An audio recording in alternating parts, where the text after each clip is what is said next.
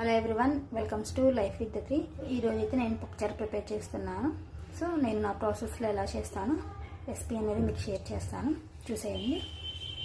సాంబార్ కోసం అయితే నేను ఒక 2 క్యారెట్స్ తీసుకున్నాను, పచ్చిమిర్చి, ఆనియన్, 1 టమాటో అండ్ సొరకాయ ముక్కలు కొన్ని అండ్ చింతపండు. యూజువల్గా అయితే నేను పప్పుచారు అనేది చింతపండుతో వాడను, ఎక్కువ నిమ్మకాయ లెమన్ వేస్తాను.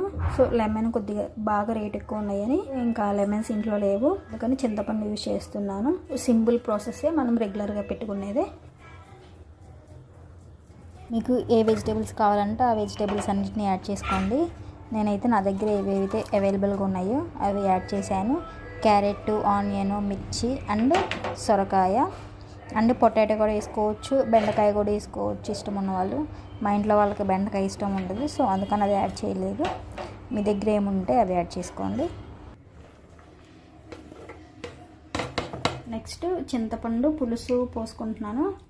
మీకు పాసిబుల్ అయితే చింతపండు పులుసుని అవాయిడ్ చేయండి, లెమన్ ఉంటే లెమన్ యూస్ చేయండి. నాకు లెమన్ అనేది అవైలబుల్గా లేదు కాబట్టి నేను చింతపండు వేసుకుంటున్నాను.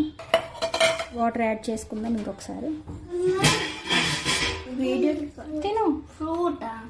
కొంచెం వాటర్ యాడ్ చేసుకొని మొత్తం గుజ్జంతా తీసేసుకుంటున్నాను.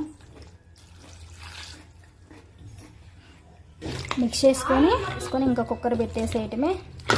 ఒక 2 విజిల్స్ వచ్చేస్తే సరిపోతుంది. లెమన్ యూస్ చేయండి చింతపండు బదులు. చింతపండు ఎక్కువ తిన్నా కూడా మనకి గ్యాస్ ఫామ్ అవుతుంది. ఇదిగోండి పప్పుచారు అయితే రెడీ అయిపోయింది. ఇంకా తాలింపు పెట్టేసుకుందాము.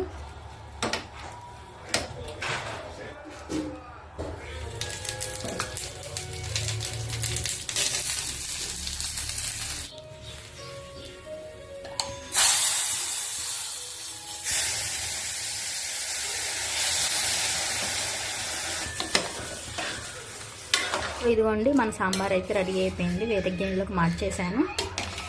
కొంచెం పోపు మాడిపోయిందంటే చాలా బాగుంటాయి. If you like my video please like, share and subscribe to life with the 3.